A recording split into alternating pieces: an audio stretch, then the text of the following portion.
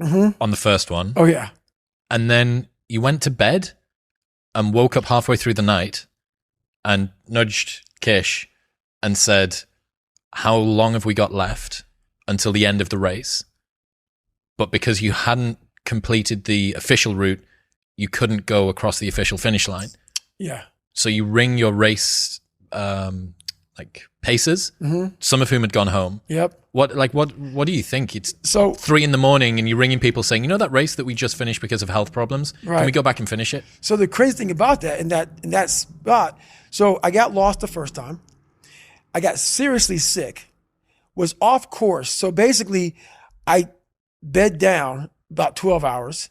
Then I got back in the race. So I was still part of the official race now. Okay. So the first time I got lost, I got sick, got lost, got back in the race after 12 hours of being out of the race. So now I get to about 200 and some odd miles and I'm sick as hell. Can't breathe, high altitude pulmonary edema, totally jacked up. And now the doctor tells me, if you get off course now and you go to the doctor, you won't be able to come back and finish the race. So I had to make a call. Like, you know what? I'm pretty messed up, got off. So this is where you're talking about. I'm literally laying in bed and I'm feeling better. And I thought, honestly, I swear to God, I thought that someone was speaking to me. I thought it was Jennifer. It was like, you're not done yet, motherfucker. And I'm like, what the fuck is this? It was actually probably my subconscious saying, get your ass back out there. So I wake Jennifer up. I'm like, hey, how much time do we have until the cutoff? I know that I'm already, DNF'd. So no matter what happens here, I'm not going to be an official finisher of this race. This isn't for glory. No. This is now for the fact that you can. So either you can sit here and not and think about that for a whole year until you come back here and do this, or you can go out there for yourself and take some kind of pride in knowing that you could and you did. So basically, I wake her up. How much time left? She goes something like, I don't know what it was. What did you say what time was? Like, whatever. And half my crew had left. And there was 2 people there. I woke them up. They were getting ready to get on a plane. I said, look, can you guys help me out? I have 40 miles to go. I'm going to have Jennifer drop me back off at the spot where I left. Then I'm going to finish this fucking race.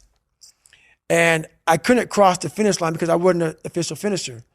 So I ended up finishing on a road by a telephone pole, and that was my official finish. It ended up being like 255 miles. But it's one of the best races of all time because we're going through it fast. But all the fucking times that I was like, I'm not going back. And I went back. I'm not going back. And I went back. I'm not going back. And I went back. It showed me even more of what we have as humans, if we're willing to go there and we're willing to push that extra step. And like I say, I always tell people, a lot of people, man, how do you do what you do? At the end of the day, I ask myself one question: can I take one more step? And usually the answer is yes. So if you can answer that question and not take another step, that is real failure. That is real quitting. So a lot of people can take one more step, but they choose not to. I don't know if you can take 2 steps. You got to answer that question after you take the first step. But I can always take one more step. So if I choose not to, that's on me. And I got to live with that.